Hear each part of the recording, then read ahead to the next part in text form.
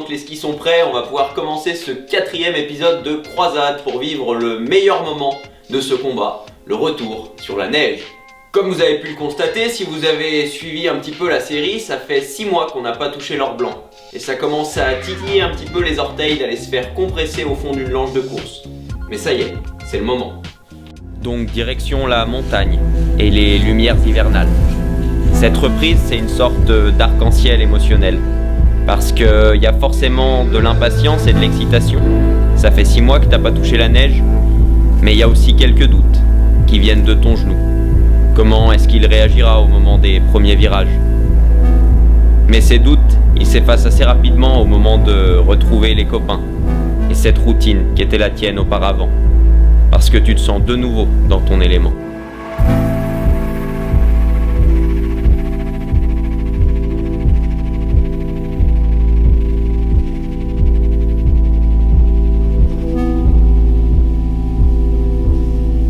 Et au moment où tu revois enfin tous ces paysages, tu te rends compte que t'as vraiment de la chance de faire du ski.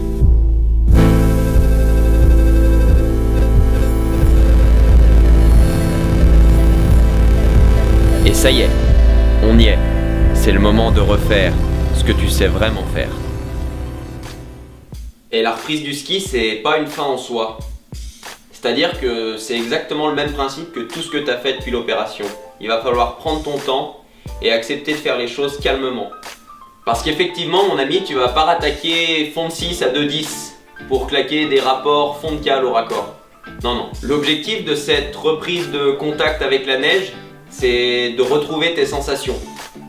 Les équilibrations, la gestuelle, les timings.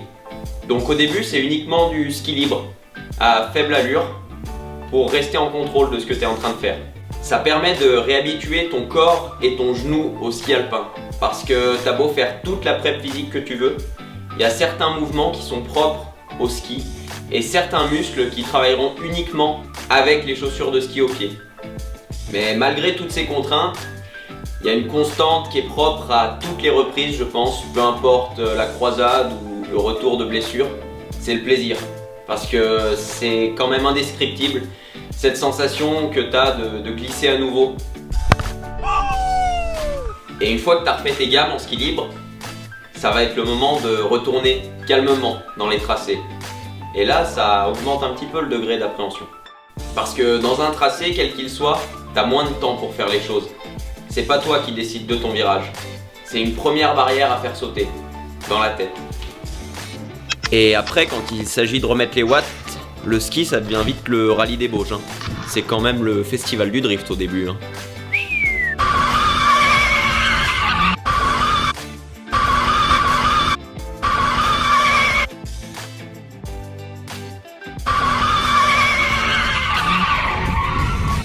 Et cette progression qui avait été constante depuis l'opération, elle commence à stagner.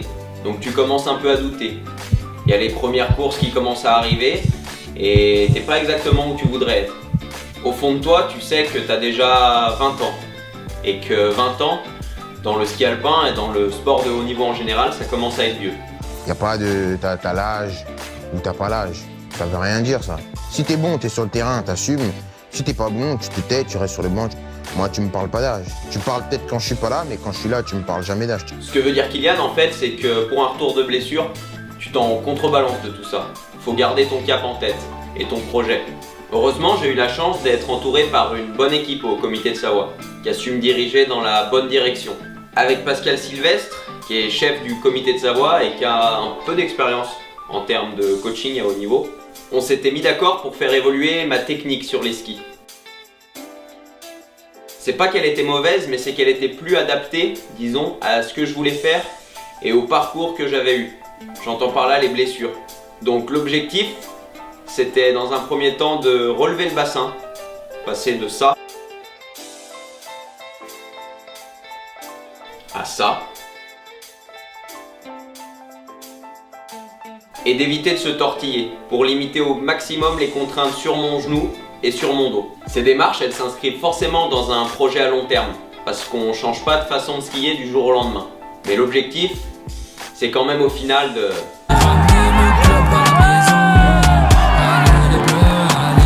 Donc pour revenir à mon genou, au fil des pistes, au fil de la saison, il y a des barrières qui sautent les unes après les autres. Elles peuvent être directes ou indirectes. Par exemple, là où les premières chutes, c'est important de retomber aussi. Sans gravité, bien sûr, faut pas se mettre la cartouche de sa vie, mais ça permet de décomplexer un peu le cerveau. Le but véritablement, c'est de remettre son genou dans toutes les situations possibles pour retrouver un niveau de confiance, parce qu'il faut que lui là-haut, il y croit, qui va ensuite te permettre de te relâcher à fond sur les skis. Et une fois que tu as atteint ce niveau-là, tu peux regoûter à toutes les joies de la glisse. Qu'est-ce qu'il dit, mon Larbis? Comme le reste. Non.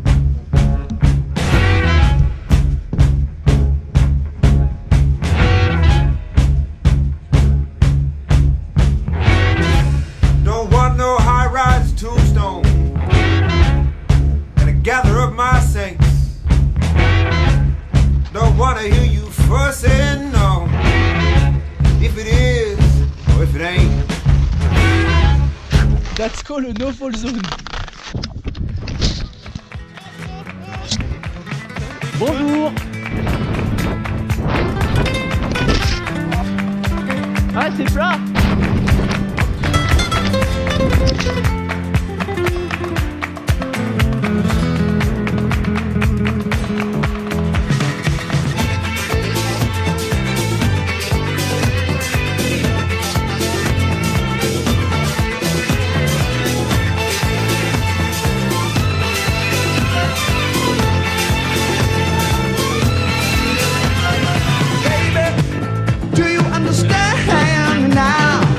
Sometimes I feel a little mad, but don't you know that no life can always be an angel? When things go wrong, I seem to be bad, 'cause I'm just a soul whose intentions are good. Oh Lord, please don't let me be misunderstood.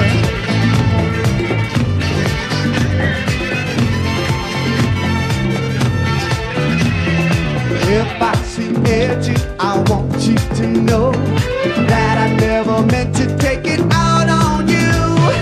Life has its problems and I've got my share. That's one thing I never meant to do, 'cause I love you. Oh baby, don't you know I'm just human, and I've got thoughts like any other man. But sometimes I feel myself alone, regretting some foolish thing I done, 'cause I'm just a soul whose intentions are good. Oh Lord, please don't let me be misunderstood.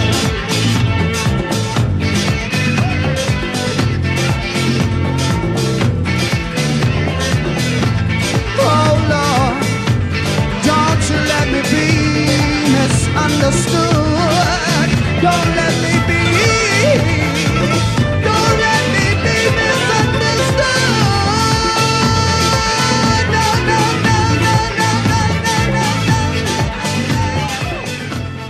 Et une fois que tu es de retour dans la tronche, que tu es enfin libéré sur tes skis, tu vas pouvoir recommencer le vrai boulot, qui consiste à t'amener où tes objectifs se situent. Parce que pendant que tu tournais tes épisodes et que tu remettais ton genou d'aplomb, les autres ils t'ont pas attendu.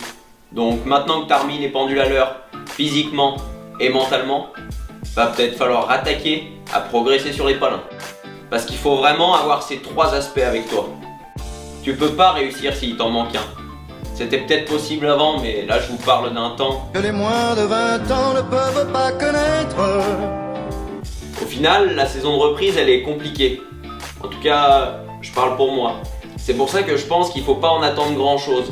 C'est finalement qu'une marche ou un palier qui te permet d'accéder vers la suivante, qui elle, pour le coup, sera vraiment déterminante parce que tu auras eu le temps de faire tout ce qu'il faut pour te remettre d'aplomb.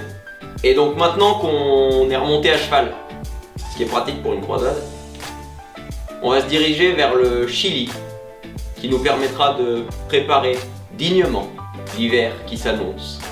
Et ça, c'est le prochain épisode.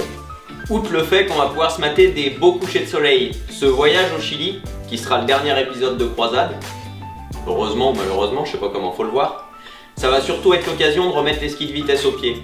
Parce que cette saison, on a pris le temps de refaire les choses calmement et de reprendre les bases. Mais maintenant, on va monter un peu le power. Au final, j'espère que cet épisode 4 vous aura plu. Merci encore une fois de l'avoir suivi. Et puis on se revoit très vite sur le continent sud-américain.